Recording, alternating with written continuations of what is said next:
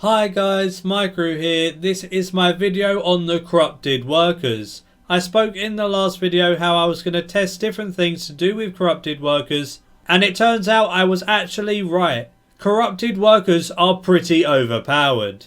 This will be a full guide on the corrupted workers and how you can get 6 mil GP an hour in profit and 700,000 strength experience an hour and 700,000 invention experience an hour if you opt to do invention. Although if you do opt to train invention with this, you will get slightly less than 6 mil GP an hour because of the extra cost for divine charges, siphons and things like that. Anyway, I'll talk more about it in this video, so let's get into it. When I first started off, I thought I'd try and aggression pot these with magic and soul split. They hit way too hard to actually consistently do it with magic and soul split with aggression pots. When you had 4 to 5 on you, it was actually super dangerous and they could nearly one-shot you if they all hit you at once.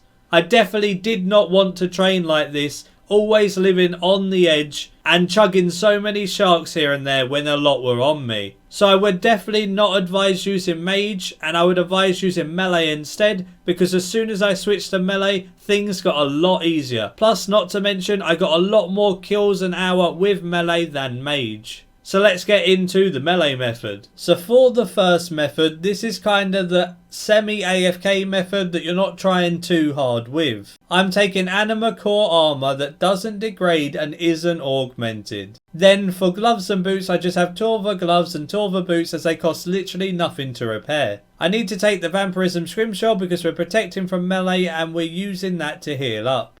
Any aura is fine. I take the vampirism aura or the penance aura most of the time. You can also take XP boosting auras, stuff like the illumination aura that's around for the next 3 months and the desert pantheon aura from the premier club membership. Both give you 10% more experience for an hour and both can be really useful here. Just take the best cape you can. I take my max cape. Amulet of Souls is super helpful as it makes your protect from melee stronger. Luck of the Dwarves I would definitely recommend because it's going to give you a lot more chance at better loot. And for your weapon, just take the best weapon you can. I'm taking my scythe, but you don't have to take a scythe. A Dragon Rider Lance would work pretty well here too. And again, in my ammo slot, I have the Turan Wing Quiver just for some prayer bonus. Moving on to the inventory setup, it's nice and easy and straightforward. We have Holy Overloads to last an hour, Aggression Pots to last an hour, Prayer Potions to last an hour, a couple of sharks just in case we get ourselves in a bad spot, a Ring of Vigor switch for when I'm not AFKing and I can switch to a Ring of Vigor before I use Meteor Strike, or if I want a Berserk. I have 1 Crimson Charm in my inventory as they drop quite a few Crimson Charms and it's a good placeholder. And then the only other thing you definitely need to kill them is the Feathers of Mahat.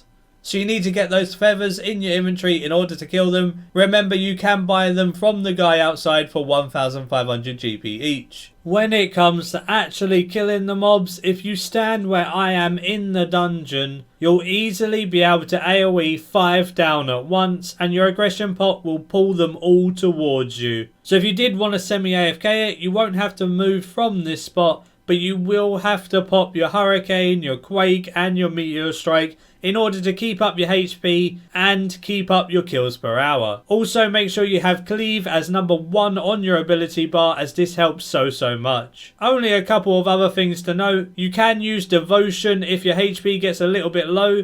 That way they'll hit 1s and then you can easily heal back up whatever you need to even when you're AFKing. They can hit fairly hard sometimes, but the Vampirism Scrimshaw is super powerful when you're using a scythe. I did an hour of these with no issues at all. I think I used a couple of sharks when I was first learning it. But all in all, they hit barely anything and you heal so well.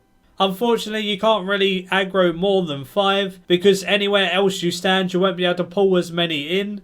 They've kind of put them on one side and then a giant space in between them and then all on the other side. And both sides have about 5 mobs. It's a shame that there's not more clustered together because this would be even better. But having 5 makes it really easy to kill them and maintain your HP. If you were getting hit by more, it might actually ruin this method. But that's how easy it is. Use Protect from melee, use Turmoil, pop Devotion if anything goes bad, and then just remember to use your Hurricane, your Quake, and your Meteor Strike. So I got 3 mil for an hour, and 6 vital sparks are inside that 3 mil. So say the vital sparks are 200k each, that's 4.2 mil for that hour. And I killed 700 of them. So I guess you have to take away how many I killed from that. So if I killed 700, that's 2.3 mil. Plus the 1.2, so that's 3.5 mil profit. 3.5 mil is pretty good.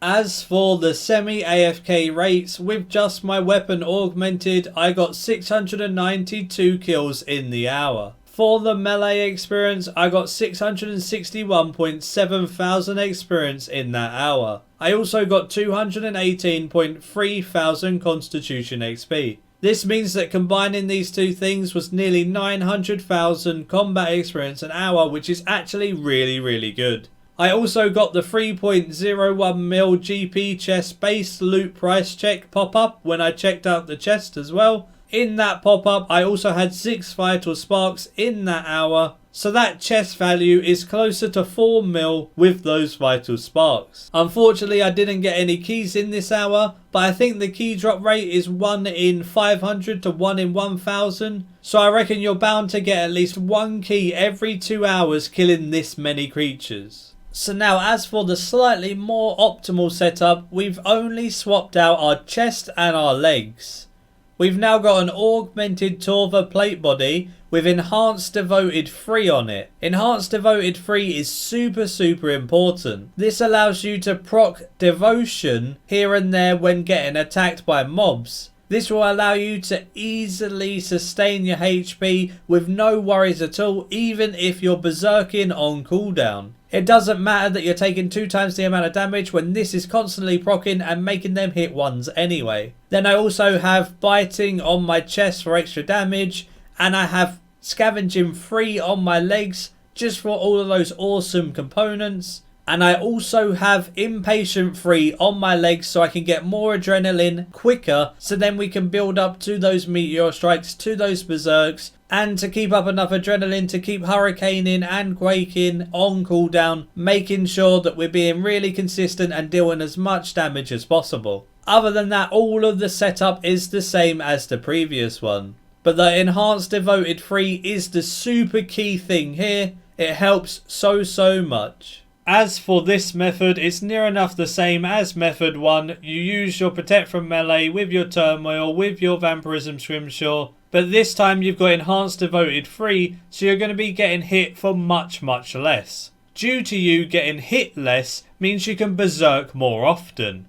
I also brought a Ring of Vigor switch because I was less AFK doing this method. I would berserk and then work up my adrenaline, use Hurricane, use Quake, and then work up my adrenaline to Meteor Strike, and then repeat the process over and over again. Normally when you hit one of the big 100% thresholds, the other threshold is 50% done. So by the time you work up to 100% again, it's off of cooldown. So you can just cycle between Meteor Strike and Berserk as your big cooldowns whenever you hit 100% adrenaline, while using Hurricane and Quake between all of that time. The only problem with doing this is it doesn't actually increase your kills per hour too much more. There was quite a few times where I completely cleared the area of all 5 mobs and had to stand there waiting for them to respawn. You do hit a lot harder by using Berserk and things, but because you're killing them faster and all at once, they take a little while to respawn. Because they're capped at 5, you don't actually get too many more kills per hour in this method.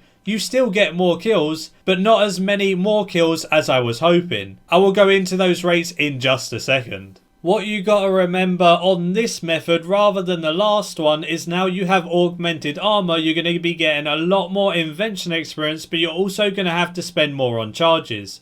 If you just have your weapon augmented, it's only a couple of 100k for the hour. But if you have all of it augmented, it's considerably more. So yes, you're going to have to spend more money with augmented armor for those extra kills. But you've also got to remember you're going to get quite a lot of invention experience in the hour. And I worked it out to be around 700k if you're siphoning your scythe, Torva, plate body and plate legs. Still a very good rate for invention alongside the 700,000 strength experience.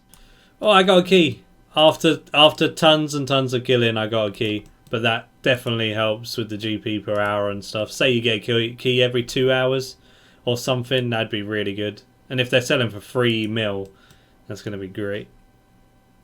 Right at the end, I got another key. That's a second key.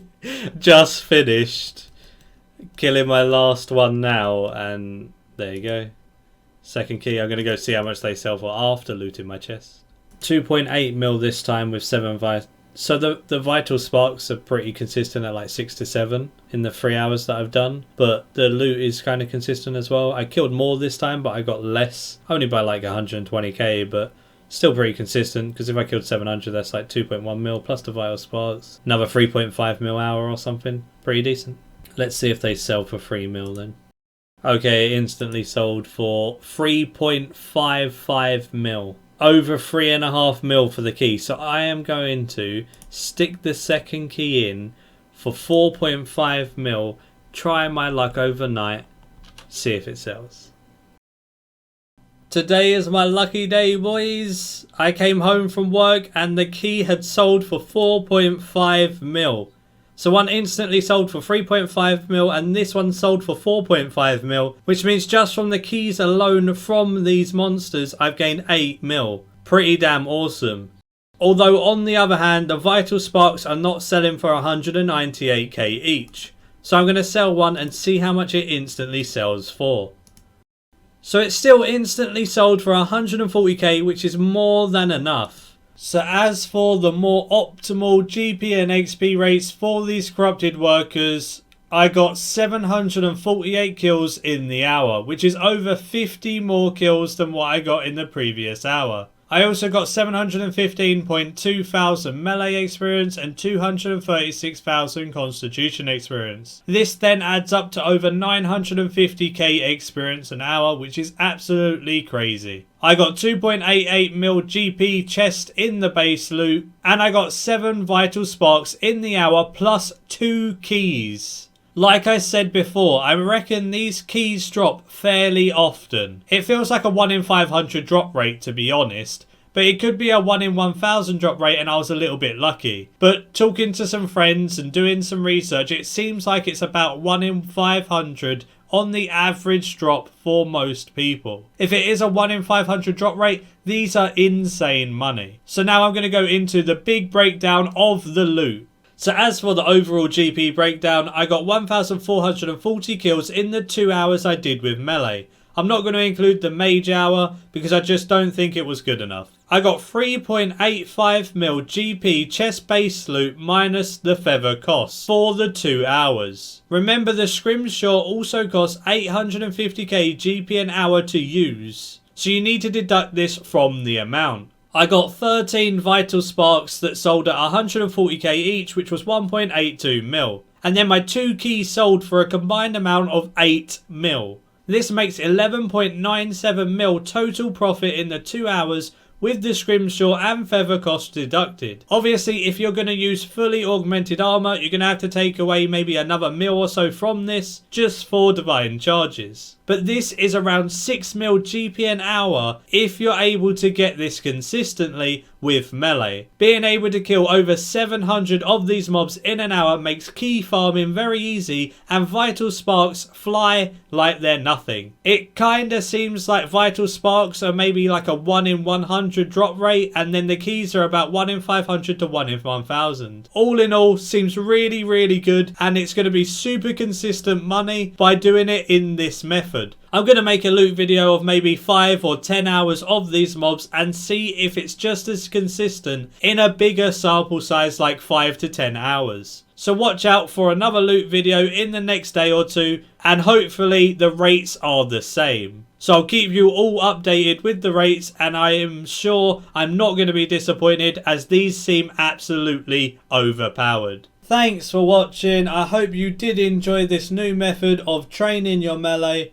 It seems really good, and it's very consistent right now with the prices of keys, sparks and all of that good stuff. Give the video a like if you did enjoy, subscribe if you're new for future content like this and plenty more RuneScape free things.